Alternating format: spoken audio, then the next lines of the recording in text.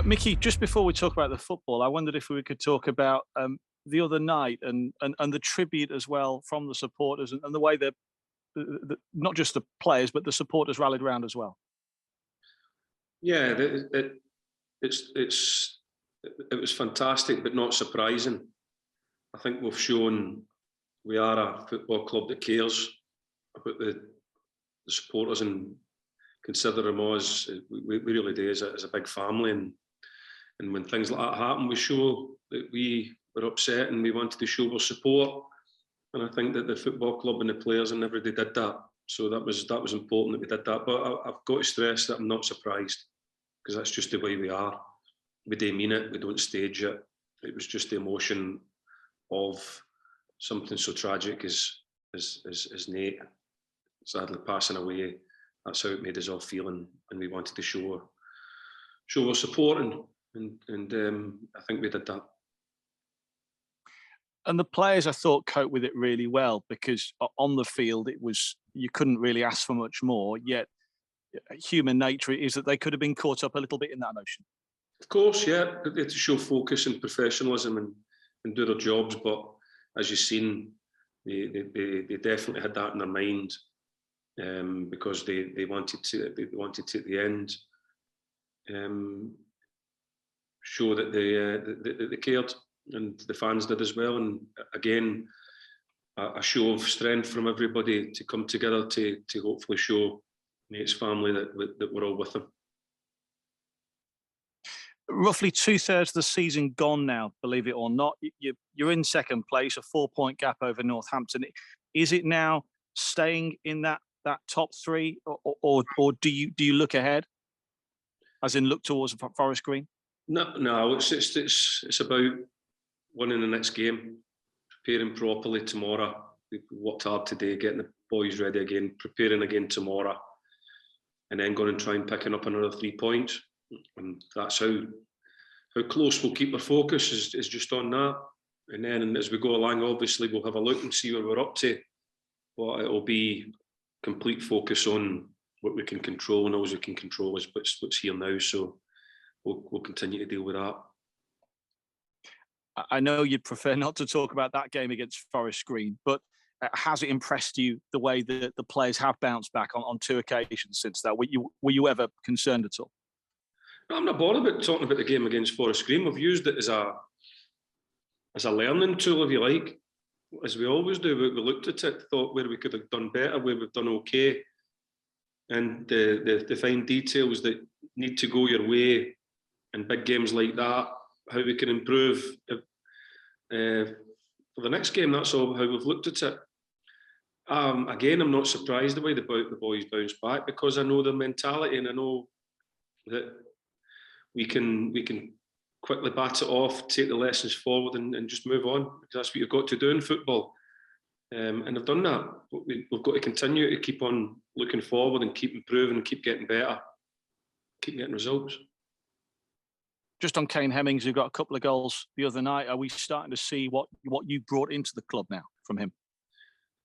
I think since he's came, he's been excellent. His work rate, his contribution to what we do has been superb. Of course, people will speak about goal scoring, because that's what he is seen to have been brought here to do. But his all-round work rate, and he's leading the line and helping the young strikers that we have here to keep moving forward.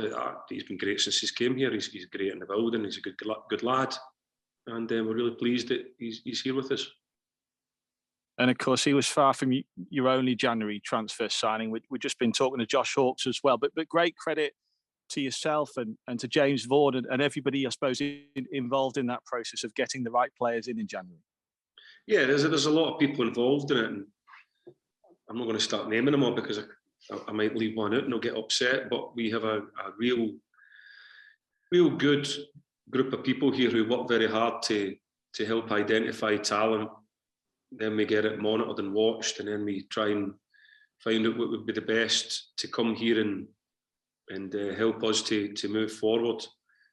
And it also helps monitor my own players as well, to see where they're up to in the performance levels as well. So now we have a really good group here that are doing terrific, and hopefully we'll keep continuing to bring us good players and good people into the building. Just on Saturday's game then at Walsall, how much does it change your preparation, if at all, when a team loses their manager? It can always be difficult because people can come in with their new ideas and want to play in a different way that they wanted to play when the manager was in situ. So it's always difficult, but we'll go into it, we'll concentrate on what we're going to try and do. We have a way of playing against everybody anyway that wouldn't really affect us anyway. We'll be able to adjust and adapt to pretty much anything that gets flung at us, and we're just going to approach it that way. We know it's always a difficult place to go as well, so no matter when you go there, you'll be made to fight as you are in every game in this league.